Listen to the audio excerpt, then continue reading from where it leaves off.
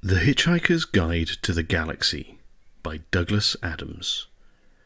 The podcast versions of the original Facebook live readings during the coronavirus outbreak by Matthew Ogden, the Bearded Wit.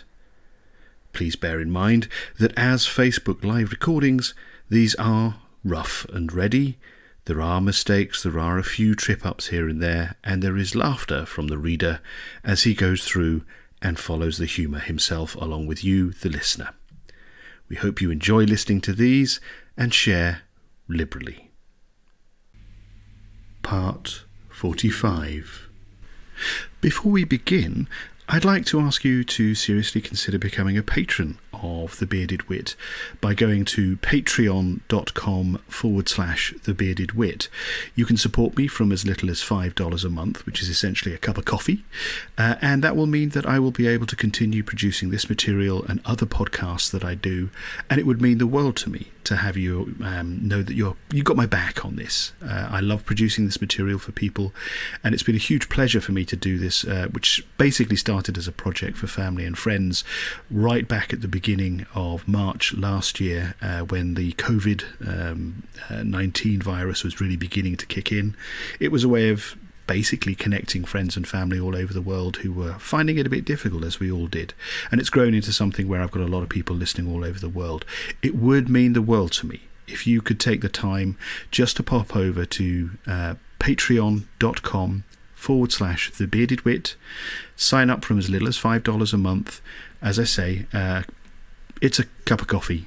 It would mean the world to me, because the more of you guys, you fabulous people out there that do it, the more I'm able to do more of this stuff for you on an ongoing basis. No obligation, but if you can, I would be so deeply grateful. Also, if you could take a moment to pop over to Facebook and give The Bearded Wit a like and follow, and also go over to my new YouTube channel as well. Just search for The Bearded Wit and subscribe. I'll be putting all of the live readings, slightly edited and cleaned up a bit, onto that over the coming weeks. But yeah, join up, get involved, like, share, follow, subscribe, do all the usual social media things. Okay, on with the reading. Thanks very much, everyone. So we are well through the book. We're now 66% into the book. Before I start, I would like to do the usual, which is to appeal to you all to become a patron. You can see on the bottom here, patreon.com, The Bearded Wit, or supporter.acast.com/the-bearded-wit, which is a one-off opportunity. If you don't want to become a patron, you can go to the supporter thing at Acast, which is where the podcasts are hosted. Fantastic platform if you want to do podcasts. And you can make a one-off donation if you'd like there. But yeah, so we're here. We're here. Wanted to say a quick thank you. I don't know if he's watching. I know he's working, I think, late this evening. But my partner in crime on Gigglefix, which this also streams to, a big hello and thank you to Chris, who's been doing some sterling work, doing sort of daily, or regular little snippets, 5-minute bits of things that he finds absurd, and he gave me a big shout out yesterday on his little thing, which is much appreciated. It's fantabulous. Any other stuff that I need to mention? Oh yes, if you are fans of the podcast versions of this, you will start to notice ads appearing on the podcast versions of it, mainly because I need to monetize all of this stuff I've done somehow. I have a few patrons, but not many. I want to keep doing this stuff live. You can support it from as little as $5 a month, but there are now ads on the podcast versions of the content that's going out. If you want to listen to the ad-free versions of that, you can do so by becoming a patron and going to patreon.com. Other than that, that's the evening's admin done. let's do a quick recap, shall we? We are, as I say, 66% into the book, the last book of the series, which is a trilogy in 6 parts. Always confuses me. But somehow has a perfectly absurd logic that makes sense in the world of your Douglas Adams, I suppose. This one is penned, it's the final book and another thing, it's penned by Owen Colfer. We are following the misadventures, one might say, of our ubiquitous heroes. They are all over the place, but they are currently, it seems, all converging on the planet of Nano, which is somehow being manipulated, it would appear, by Zaphod Beeblebrox. Zaphod is fundamentally trying to engineer a fight, basically, between his friend Thor and Wowbagger the Infinitely Prolonged. I've never read the book, so I'm discovering this along with you, this particular book. So what Zaphod has planned is up for grabs, I guess. At the end of the last episode, we had got to the point where basically Wowbagger and Thor are now on the same planet. Wowbagger has discovered that perhaps he doesn't want to die anymore. He's wanted to ever since he became immortal and got bored of it. He's wanted to find somebody that can actually kill him. And Thor might be able to do that. Perhaps. Yeah. That is the world's worst recap. Brilliantly done, I'm sure you'll admit. Let us crack on. Another slurp of hot beverage. Here we go. Chapter 10. The word went out to the sentient beings of Nano that there was some major aggravation about to kick off in Tyropolis, and it would probably be best to steer clear until the earth stopped shaking, which of course meant that everyone made their way immediately to the scorched meadow on the outskirts of the town, except Nichols Adair, an ex-mayor of New York, who was locked in a Kong treatment room on enforced detox. The Pootletink birds were amongst the first to arrive, having the advantage of sensitive primary feathers, which their leader, Perco St. Waring Spectacle, used to steer a borrowed minibus. Perco stopped the bus by driving it into a ditch, and then sent 2 of his flock to keep places at the fence while the rest of them went out in search of dairy-free cappuccinos. The personal trainers arrived next, racing across the fields in diamond formation, seemingly untroubled by the mid-afternoon sun. Having cleared the fields, they jogged all along the road, each with a bicycle on one shoulder and a beautician on the other. "Shouldn't you be riding that thing?" Arthur commented to a bulging young man who happened to warm down beside him. "Oh, grow up!" snapped the trainer, and stalked off, leaving Arthur utterly bewildered. Thor, meanwhile, was limbering up in the scorched meadow, throwing a few shapes and making sure his leggings were securely secured. He felt nervous. Truth be told, though it probably never will be, especially to Zaphod, he felt terrified. This was his first public display since that damnable video had aired, which thankfully no one here seemed to have seen. As far as these people were concerned, he was a first-class god who had never dabbled in rock stardom or candid movies. He had a chance to make a good impression here, something he could build on. If I do well today, Thor realised, it could go a long way to restoring my reputation. I really hope this immortal plays along and doesn't die too quickly. A god killing a non-god can seem a little unsympathetic if it isn't played just so. There was quite a crowd gathered, and the atmosphere seemed very festive.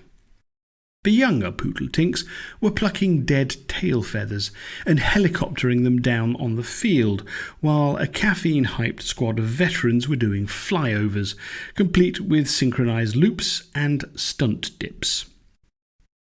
The trainers were forming a human pyramid on the crisped fringe of grass, while the kind-hearted beauticians were consoling the desperate residents of Tyropolis and Kong, most of whom had long since forgotten how to beautify themselves.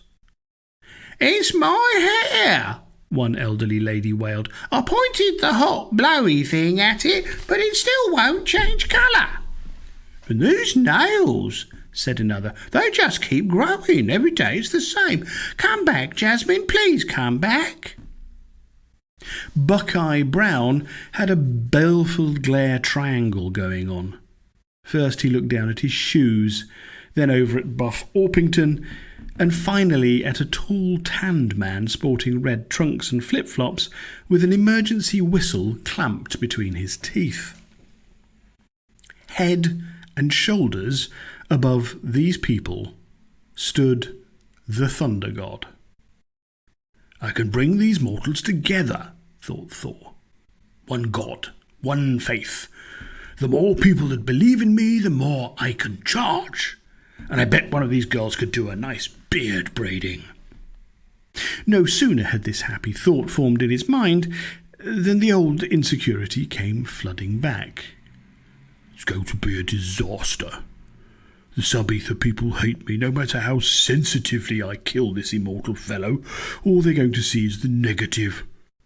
Thor shrugged. "I may as well get a few braids in.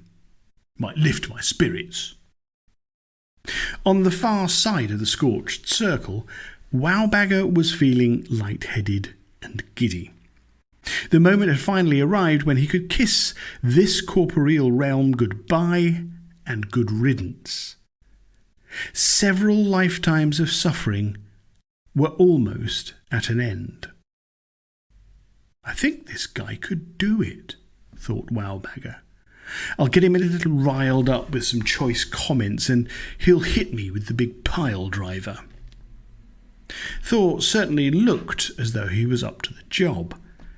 Power came off him in waves, and he was shooting practice lightning bolts at a bunch of volunteer cows who were providing moving targets. He's the one. I can feel it. But there was an uncomfortable thorn in Bowrick Wowbagger's moment of celebration. The Earth Woman, Trillian Astra, had changed him. "My heart pistons are pumping like crazy. I'm off my food. I have zero interest in insulting people. It's almost as if I have a virus, but I don't get viruses." Wowbagger knew what had happened. The dark space had taken a speck of attraction and amplified it until it seemed to him that he was in love. Is that what happened, really? Couldn't I just be lucky for once, for a change? Doubtful. The lady in question was standing by the fence, arguing with her daughter. "Also remember, Bowrick, old man, if you take the woman, you take the girl too." And surprisingly enough, that didn't bother him too much. There's always the tube, though Trillian wasn't so impressed with that solution the last time. Wowbagger waved across the meadow, and Trillian waved back. Waving? I can't even remember the last time I waved at someone. Trillian finished the row by turning her back on Random and stomping across the field, her high heels puncturing the earth with each footfall. "That girl," she said, punching Wowbagger's forearm. She knows how to get me going." What's she saying now? Trillian's face was pale, except for 2 apple-red spots on her cheeks. "Anything she knows I won't want to hear." It's just the dark space talking. It will pass. I don't think so. Random hates me and everything I love. I think if I had ever loved Arthur, she would hate him too. You never loved him? No, I just felt I was getting old, and his were the only human swimmers available. I see. I left her before. I didn't really mean to. It just happened. So she hates me for that. Surely she doesn't hate you. Trillian nodded sharply. She does. She says that I made her miserable, and if she can't have a husband, why should I? And then Trillian decided to stop speaking. Half a sentence too late. Wowbagger coughed once in surprise, and then had to cough several more times to cover himself. I've scared you? No, not at all. Can I presume you were referring to me as potential husband material? There were tears in Trillian's eyes. Yes, but it was just talk. You've dreamed about this moment for so long, and I have nothing to offer you but hardship. This life is for Random, I've promised her. You go ahead and kill yourself. Don't you worry about me. It sounds selfish when you put it like that. Trillian wiped her cheeks. No, I understand perfectly. You've had a terrible time being immortal in that wonderful ship of yours, drinking beer and insulting people, not to mention being incredibly handsome and charming. It's been hell for you, I realise that. You make it sound glamorous. Wasn't it? I seem to recall you being linked to several starlets. Oh, that was just physical. Those females meant nothing to me. This is, historically, the third worst thing to say to a female of any species. They meant nothing? Why not? Wowbagger spread his arms. How could they? Even as we mated, they were growing old. There's number 2. Trillian's eyes flashed. Growing old? We all grow old, Bowerick. Believe it or not, I'm growing old too. Wowbagger realised that his lack of intimate communication over the years was doing wonders to increase his chances of dying alone in the very immediate future. You may be growing old, he said desperately, but you have years left before you're too old to reproduce. And there's number 1. Bada bingo. Green stick in the green hole. Zaphod and Ford were reunited in a flurry of complicated Beetlejuicean ritual handshakes that neither of them could ever remember past the second underarm squelch. Ford abracadabraed a couple of sea dragon eggs from his satchel and mixed them both a cocktail. I love opera, he said, when the effects had worn off. It goes so well with drinks. A pity we didn't have some blood sludge to nibble on. Zaphod smacked his lips. Blood sludge? Why, that takes me back. You remember that implement? I do remember it. And the thing with the curvy end. Wow, that was one hell of a fruity retreat. Monks, who knew? They sat on a patch of springy grass that had escaped Thor's lightning display, watching the pootletink birds soar overhead. Are they supposed to lay eggs mid-air? Wondered Zaphod. Seems a little devil-may-care. Those birds lay a lot of eggs. They're just trying to keep the population down. Arthur strode across the meadow, intent on interrupting the soiree with some pertinent information. Something most Beetlejuiceans don't like to deal with on a daily basis, in case this spoils their mood. Guide note. Beetlejuiceans have been known to ignore reality completely, especially if they happen to be holding a drink of the alcoholic kind. More especially if there are novelty ice cubes in the drink, which can clink hypnotically and make the most urgent, impending disaster seem trivial.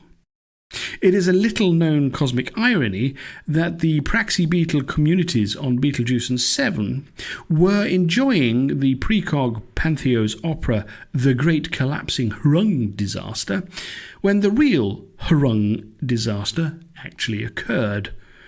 Only Ford Prefect's father survived because he'd snuck away from his work colleagues to try and pick up a better signal on his guide in order to follow the last behemoth standing. The Hrung in question had little to say about his collapse, apart from he had decided to give up interpretive dance and was sorry for the inconvenience. "Vogons," said Arthur, flapping a hand vaguely towards the skies. There are Vogons on the way." Zaphod seemed about as concerned about Vogons as a bug blatter beast would be concerned about beast blatter bugs. Don't worry about it. Don't worry about it, Eggman. Yes, don't worry about it, Eggman. Enjoy the moment. Don't worry about it, Arthur spluttered. Didn't you see what they did to the Earth? Don't you remember those death rays? Zaphod's smile was so condescending that it would have earned him 5 years in Ashovian prison. Guide note. On the continent of Ashovia, everyone is so highly strung that facial expressions and intonations have had to be regulated. The 20-year Kowtow border conflict was sparked off by a raised eyebrow, which later turned out to have been plucked that way, giving rise to the Ashwauvian sayings, "Think before you pluck," "Irresponsible plucking costs lives," and "Pluck one, pluck all." "The Crepulons destroyed the Earth," said Zaphod, "not the Vogons. It's complicated. I don't expect you to understand." "Complicate? How is it complicated?" "Well, it's complicated for a monkey, not for an evolved being." Arthur wiggled his fingers. I'm evolved. I've got thumbs. See? "Thumbs?" Zaphod snorted. "If that's all there was to evolution, thermals would rule the galaxy." "Thermals," said Ford. 8 thumbs. Great at opening jars, but about as many brain cells as blood sludge." "Ha! Remember that blood sludge? I got barley and maybe garlic." "That's what I thought. Definitely barley." Arthur's hands shook before him as though he was playing an invisible accordion. "Vogons? Hello! The Vogons are coming." "Yes, we know," said Zaphod, "but they have to jump through some pretty bendy space to get here. By my calculations, they won't make it for a couple of centuries, if they make it at all." Centuries? Are you sure?" "Of course. Relax, Arthur." If Ford hadn't been drinking, the phrase, "by my calculations," coming out of the mouth on this particular head of Zaphod's, might have set a few warning lights flashing. But the sun was warm, there were pretty girls everywhere, and Ford didn't want the image of a dribbling Vogon in his head to destroy the mood. Arthur, on the other hand, had never met a good mood he couldn't puncture. "You seem very mellow, Zaphod. Aren't you supposed to be upset?" "Why should I be upset? Thor is back on the books, and I'm about to relaunch his career. Things are so great I may just turn a freeze ray on myself to preserve my fruitiness for future generations." "What about the fat ass thing?" "What fat arse thing?" "Wowbagger was calling you fat ass, remember? That's what got us all started on this whole thing." Zaphod's eyes wobbled in their sockets as he cast his mind back. "Nope, I'm not getting anything. Fat arse, you say? He never did." In spite of all his experience with Zaphod, Arthur was flabbergasted. You don't remember, Zaphod? What are you even doing here?" Zaphod patted Arthur's shoulder. "I Go with the moment, he said, adapting the wise tone he saved for what he believed to be special moments in other people's lives. Don't try to understand me. Just be grateful that you felt the warmth of Zaphod Beeblebrox's aura on your wonderstruck face. Arthur's face did not seem particularly wonderstruck. Whatever, Zaphod, but he called you fat ass. Take my word for it. Once? More than once? Several times. Zaphod jumped to his feet. Right. Time to get this party started. More than 8 times, would you say? Maybe 12. At least 10. Zaphod strode across the scorched earth. Thor, old friend. Ready to make a new video? I should have smoked, thought Wowbagger. Why not? All this time trying to stay in shape while simultaneously hiring a sex... I'll try that entire paragraph again. But I'll do so after a quick slurp of coffee. It's not tea. I've explained before in the office here the tea-making device is rubbish. It's as good as a... yeah, you know. Entirely, but not unlike tea. There we go. I should have smoked, thought Wowbagger. Why not? All this time trying to stay in shape while simultaneously having a succession of idiots rub me out. That's a little bit of a contradiction there, Bowrick, old boy. Perhaps there's a part of you that wants to live. Bowrick rubbed his suddenly itchy nose, thinking that it would be nice to have these epiphanies before setting up a death match with one of the Aesir. Wowbagger stood alone on one diagonal of the scorched X, waiting for Thor to extricate himself from his manager, a group of statesmen, several admiring trainers, and a girl who seemed to be braiding his beard. "Come on," he called. "I don't have all day." "Why not?" a pootletink bird called from the fence. "I thought you were immortal." This got a big laugh, so Wowbagger decided to nip it in the bud. When dealing with a heckler, go for the deeply personal had always been his motto. "You have some stains on your tail feathers there, birdie. You a bedwetter." The other birds laughed so hard excuse me. The other birds laughed hard enough to bring on a bout of spontaneous egg-laying, and the target bird shot him such an evil look that Wowbagger was glad he would be dead in a few minutes. Finally, Thor seemed to be finished with his ringside business and lifted himself from the head of Mjolnir, on which he had been perched. Here we go. About time too.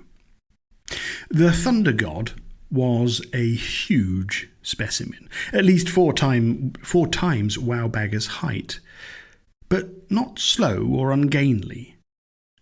Thor moved as though he was being careful enough to not break stuff with every step. I am probably the only person here not afraid of this guy, Wowbagger thought, but then amended that thought to, I am probably the only person here, besides Beeblebrox, who is not afraid of this guy. Beeblebrox probably thinks he could win this fight. Then a funny thing happened. With every step Thor took across the scorched earth, he seemed to grow smaller.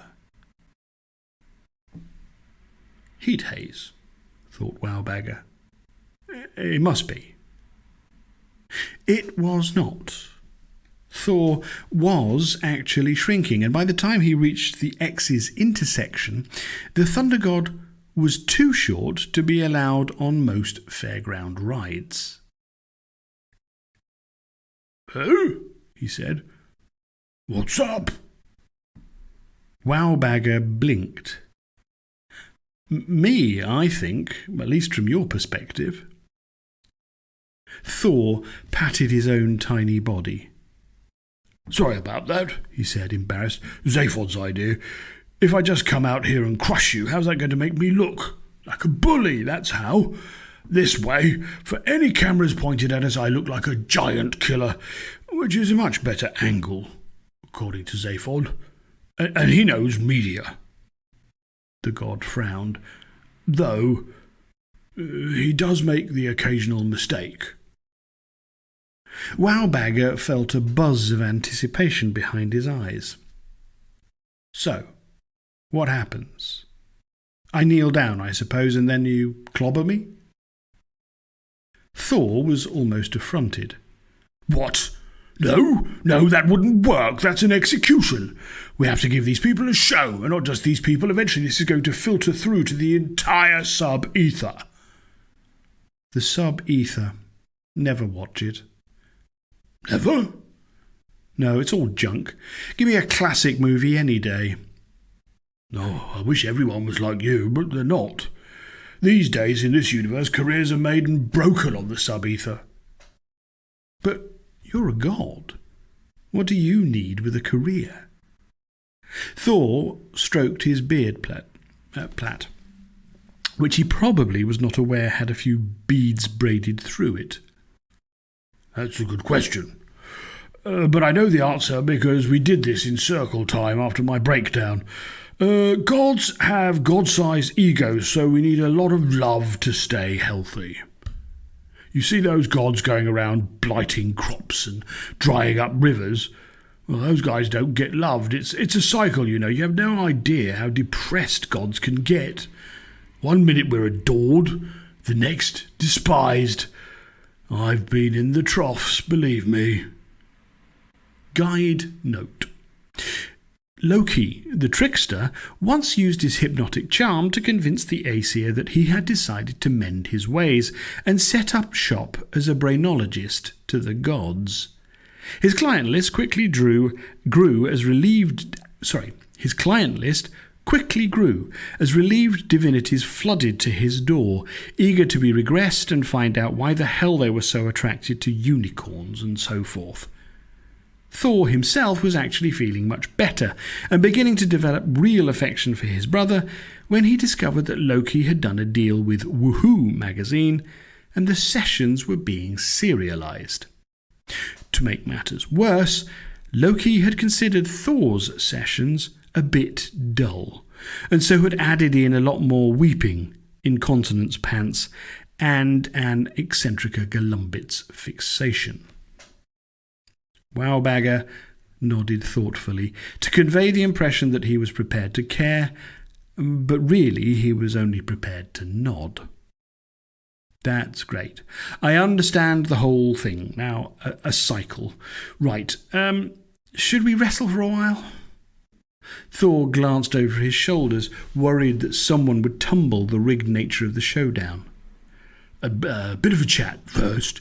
You stole my ship, blah, blah, blah. Then you strike the first blow. I pretend to be injured, maybe limp a little back and forth, and then boom on the temple, and the fat lady has, well, and truly sung, my friend.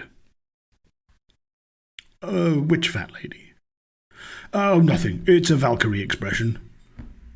Wowbagger glanced at the sidelines. There were tears on Trillian's face, but she was not taking one step to stop proceedings. "Okay, little man, it was me. I stole your ship." Thor drew a sharp breath, puffing out his tiny chest, trying not to look mortified by the script he was supposed to stick to. "You! My father gave me that interstellar longship which I named after my beloved goat." While broadcasting the thought, "I hated that bucket of slime, which is why I sold it to a guy in a bar." "Yes, I did steal it, and I'd do it again." Oh, you would you? I may be a benevolent god, evil giant, but I can only forgive so much." Enough of this dire cabinetage, thought Wowbagger. Cabinotage being a word he had picked up while preparing his global insult for the soap opera planet Sunny View, where the entire world was a television set with 18 satellite suns for 3-shift daylight shooting. Oh, let's speed things up a bit. Cut the buffer, Biscuit, you preposterous little Viking. Your daddy hates you, and your mummy pretends you're someone else's son. Thor involuntarily shrank back an inch. This wasn't in the script. What? What did you say? Wowbagger ploughed on. Everyone knows it. Thor the drunk, they call you. I think you should have stayed at the bar. A small thundercloud suddenly appeared overhead, spitting white lightning. You stole my longship, evil giant, spluttered Thor, thinking, I'm spluttering. Gods shouldn't splutter. This is a disaster. They're going to hate me. Sure, whatever you say. And another thing, everyone knows you detest mortals. I do not. What? This was my father's ship. Remember the longship? You think mortals are second-class individuals. You wouldn't wipe your boot with a mortal. Thor grew taller. Much taller. Yes, I would. You would wipe your boot with a mortal? There were a couple of boos from the audience, maybe a hiss. Yes, I mean no. I don't know. Maybe if my boot was dirty. Wowbagger tapped his chin. And did I hear something about a video? This was as far as he got, because suddenly Thor was looming over him with Mjolnir raised to strike. What happened to back and forth, wondered Wowbagger. And then the hammer came down so fast it blurred, crashing into his head with a noise like a meteor impacting on a field of ice. Goodbye, Trillian, thought Wowbagger. Then he was driven bodily 50 feet straight down into his grave. Thor was in two minds about his performance. The up and over swing always made good television, but it was a pity he couldn't have dragged it out a little longer. What choice did he have? The green guy was just about to mention the video, and then the various browsers would have tagged the moment, and before you know it, everyone's linking back to the old site. He was about to turn to Zaphod to check his manager's reaction, when he picked up a faint thought from about 50 feet below his feet. And the thought was either Shark Eye Knothead or Zark, I'm not dead. Zaphod whistled the first bar of Blinko in the Bay Box, an old Beetlejuicean epic shanty concerning prickled mollusk and his time spent in captivity. What do you think, Ford? Oh, what do you think, Ford? Did he do enough? Ford whistled the second bar back at him. I don't know. I never felt like there was a threat. There was no drama. You're right. It was all over too quickly. Zaphod looked around. I wonder if there's anyone else in the market for a hammer in the head. Thor jogged across the field. What do you think? Nice up and over, wasn't it? I lost my temper a bit, though. Let the little green guy rile me up. Don't worry, Zaph, it won't happen next time. Next time? Yes, next time. The green guy isn't dead. What? Are you sure? Yes, I'm sure. He's climbing out of the hole now, thinking very nasty thoughts. How much did you give him? I don't know. Maybe 50%, something like that. Zaphod whistled another few notes of Blinko. 50? Really? Did anyone ever survive that before? No one that didn't have a seat at the long table. Zaphod beckoned to his client to shrink himself down a little. Tell me, Thor, honestly, can you finish Wowbagger off? Can you do it? Thor hunkered down. Zaph, I could finish off this entire planet with 75%. He stretched his rotator cuff. You might want to move everyone back a little, though. Wowbagger crabbed one elbow out of a crack in the earth. My suit is ruined, he thought, and that big ape didn't even break the skin. Trillian felt broken. Her soul had been split by the hammer blow, and she would never be the same. We had one day together, and it was the most important day of my life. Had she done the right thing? Trillian wondered. Could she even pretend to herself that she'd made the right choice? Beside her, Random was perched on the fence, busily taking no notice of her mother's sacrifice. She grunted suddenly. The bugger is still alive. I knew it. For only the third time in her life, Trillian Astra fainted. A vast, cone-shaped ship of white alloy poked through the nebula, its once smooth fuselage pockmarked by 2 centuries of space debris impact. Not more than 1/10 of its 800 tripropellant rockets were functioning, and there was barely enough life support to keep the crew breathing. The fresh food supply was utterly exhausted, and there had been nothing but recycled fluids to drink for several months. The entire crew was fatigued and starving. Their morale was low, and none of them had ever known a home besides this gigantic ship they were contracted to voyage in until their mission was finally complete. The captain, a once corpulent giant of a man, had shrunk to scarecrow proportions, but he was a hero to his people. His eyes flashed green fire when the day's work was good, and deep red when a duty was neglected or an officer mistreated his men. The crew loved him and would follow him into hell if need be. His name was Eden Cho, and today was the day when he could finally complete the mission entrusted to him by his father, and maybe live a little of his own life. "Navigator, tell me again," he called across the bridge to young Vishnal Lee Sens, only 17 and already an excellent pilot. "We're here, Captain. There can be no doubt about it. The orbit is a little weird, but the air is breathable." Cho nodded. It was just as well, because once they landed, they wouldn't be taking off again, ever. "Very well. Take us down.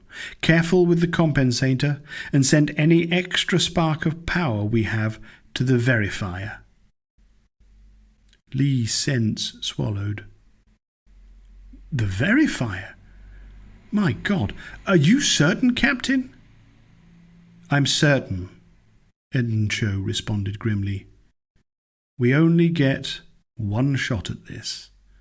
Now, take us down." Lee Sens cracked his knuckles, then wrapped his fingers around the manual control. "May the unbreakable guarantee protect us," he said. Around the ship, his prayer was echoed by over 2,000 souls. On the surface of Nano, the crowd was feeling a little cheated.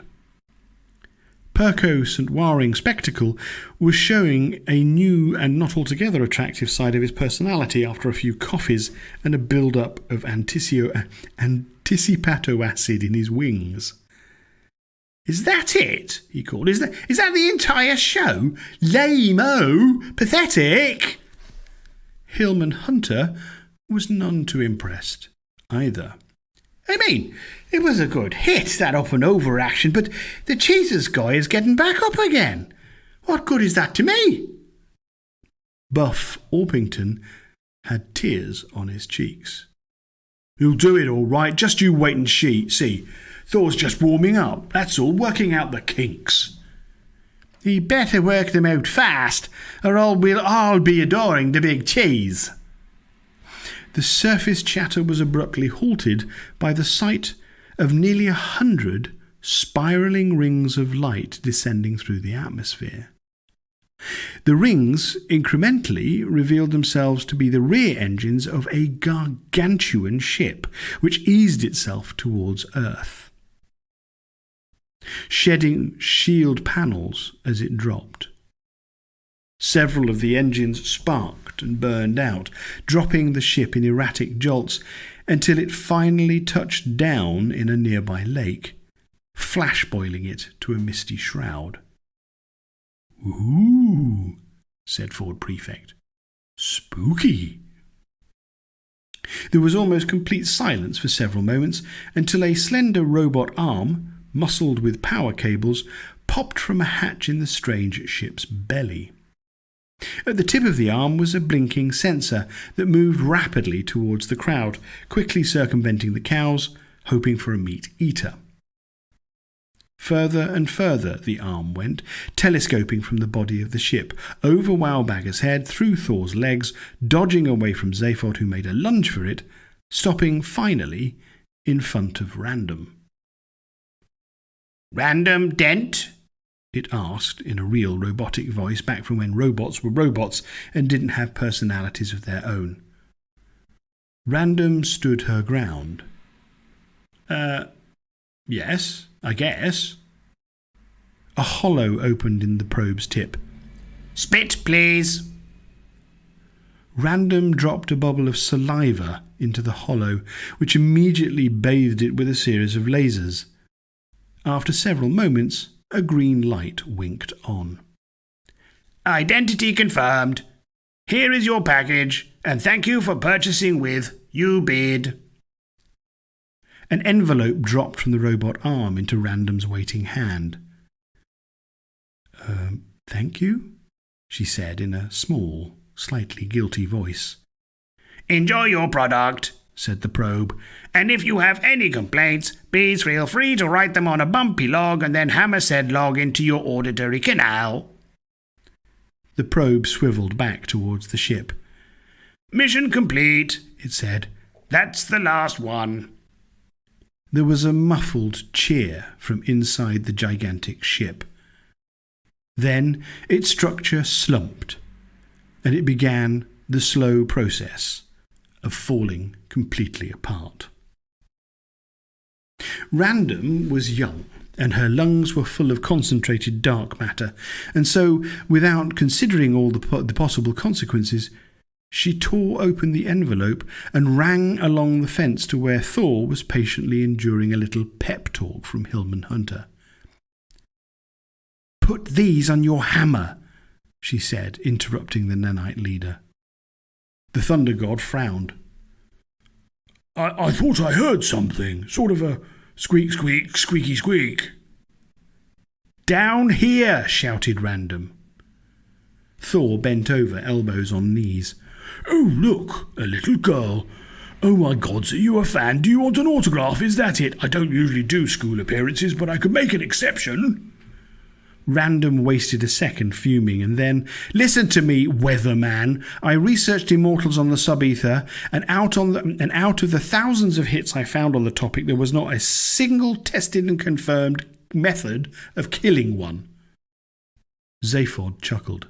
"But this is Thor, girlie. You can't test and confirm him. He's the big time, big as he wants to be." Okay, well, then he's going to look big-time stupid in front of all these people when he can't kill the Green Man. "That's not going to happen," said Thor without much conviction.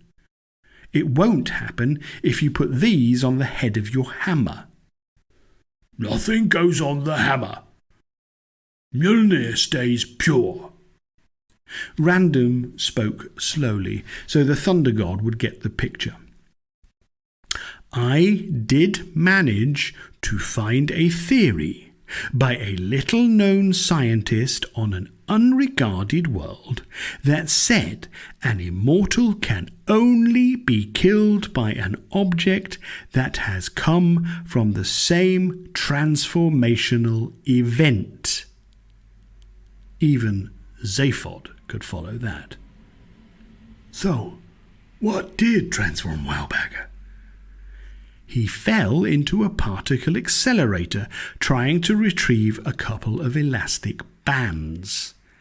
Bands that I bought on Ubid from the high priest of the temple of Wowbagger. Thor reached out a finger and thumb. Why don't I just put these bands on my hammer? He said. Bowrick Wowbagger, the infinitely prolonged, was feeling a little light-headed, and it was a feeling he relished as it reminded him of when he was a mortal. He dragged himself from the crack in the earth and lay gasping in crisped curls of grass as the Ubid ship fell to pieces beside him. More intrigue, he thought. I can't say that today hasn't been at least interesting. As he lay there prostrated in the dirt, thinking as usual about himself and his now unlikely death, he saw that there was someone else on the ground. Trillian.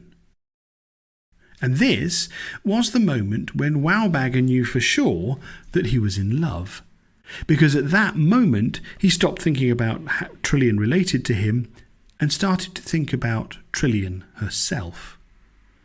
Is she harmed? What's happened? Wowbagger shook off his wooziness and jumped to his feet. I'm coming, he called, leaning into a run. I'm coming.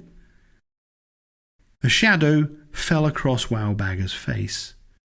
Something mountainous obscured his view of Trillian.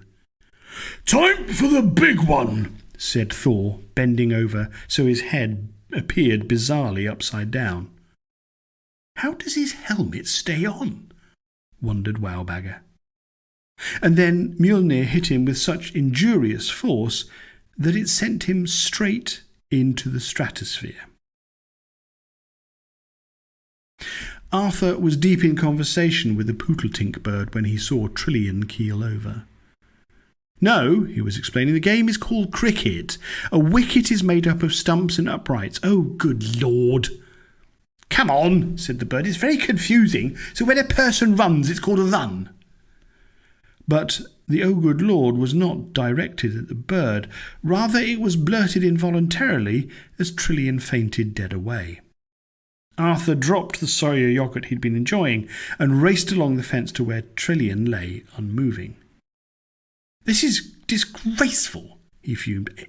Her own daughter, our own daughter, is walking away. What has happened to Random? That child needs to be taken in hand. This last was a statement oft repeated in the Dent household when Arthur was a boy.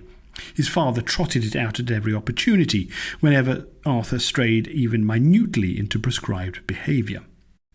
The taking in hand generally involved a stern talking to, which invariably featured the Second World War, garden sheds, philately, and upper lips of the stiff kind. At the end of each lecture, young Arthur had been allowed to nip from his father's brandy flask just to put hair on his chest, so whenever Arthur thought about these disciplinary chats, he felt sad, then merry, then sleepy, and then woke up with a headache. Arthur knelt beside Trillian and awkwardly cradled her head in the crook of one elbow. There, he said. If you can hear me, Trillian, I just want you to know that you look great. I know ladies spend a lot of time worrying about how their outfits look in car crash situations and so on. Giving comfort to females had never been one of Arthur Dent's strong suits. In fact, if comfort-giving had been an actual advertised position, Arthur would have never made it past the first interview, especially if there had been any kind of practical exam. Guide note. For the last 3 decades of real time, the human Arthur Dent had made his life infinitely more miserable than it needed to be by displaying a spectacular ability to say the right thing, but at the wrong time. When Arthur Dent's best friend from university, Jason Kingsley, had been dumped after 3 years by the love of his life, Stacey Hempton, Arthur assured him that he would not be lonely for long, as slappers like Stacey were easy to come by in any disco. When his Irish aunt Maeve, pronounced Hilda, actually it's Maeve, pronounced Hilda, had received a lethal blow from a falling church gargoyle, Arthur had whispered in her ear, "At least the cigarettes won't kill you now, eh, Auntie?" Arthur's tactlessness is only surpassed by that of Galactic President Zaphod Beeblebrox, who once presented P.B. Anjay, the gelatinous king of Shiver City, with a leopard skin thong as a birthday present. Arthur poked Trillion's cheek with a finger. "Trillion," he said, softly but urgently. "Come on, wake up." She didn't respond. So Arthur thought back to the first aid afternoon course he'd been required to attend by the BBC.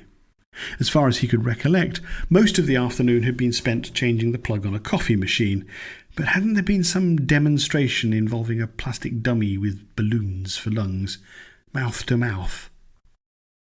Arthur had no idea if what he was about to clumsily attempt was the correct course of action, but nevertheless it cheered him up a little to have a course of action to attempt. He placed Trillion's head on the soft grass and leaned over her. "You gotta pinch. You got to pinch the nose and tilt the head back," said a voice from behind his shoulder. It was the bird he'd been talking to. "I met this bird downtown," thought Arthur, choking down a hysterical giggle. He parted Trillion's lips with his thumb and took a deep breath. "I'm nervous. Why am I nervous?" "Go on, man, do it!" This bird was really pushy. Arthur bobbed a little and then dived in. Their lips locked, and Arthur sealed the corners with his thumbs and then blew. There was no reaction initially. It felt to Arthur like he was blowing into a tunnel. Then Trillion's arms came up around his neck, and she kissed him passionately. "What? Unexpected? Once upon a time this kiss would have been a dream come true." Arthur pulled back and saw that Trillion's eyes were open and glassy with tears. "Arthur! Oh, I thought—" And Arthur immediately understood. "It's Wowbagger. You love him." Once, this realization would have shattered Arthur's world, if he'd had a world to shatter. But now all he felt was a deep empathy for Trillion, who was about to lose her love as he had lost his. "Yes, I do love him," said Trillion, nodding, and the motion set rivulets of tears flowing down her cheeks. Something happened in dark space to speed up the falling in love process. "Where is he?" Arthur glanced into the scorched meadow just in time to see Wowbagger begin his ascent to the stratosphere. And being well aware of his record tactlessness, Arthur tried to say something non-specific. What he said was, "Oh, he's around. You rest here. I'll go and get him."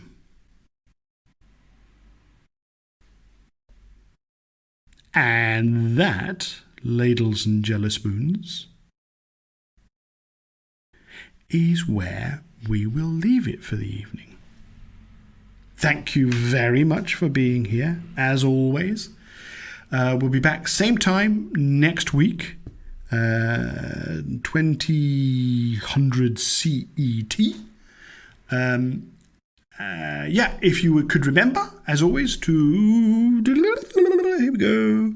Patreon.com/The Bearded Wit, or supporter.acast.com/the-bearded-wit and make a contribution to keep the podcasts going and to keep this stuff going.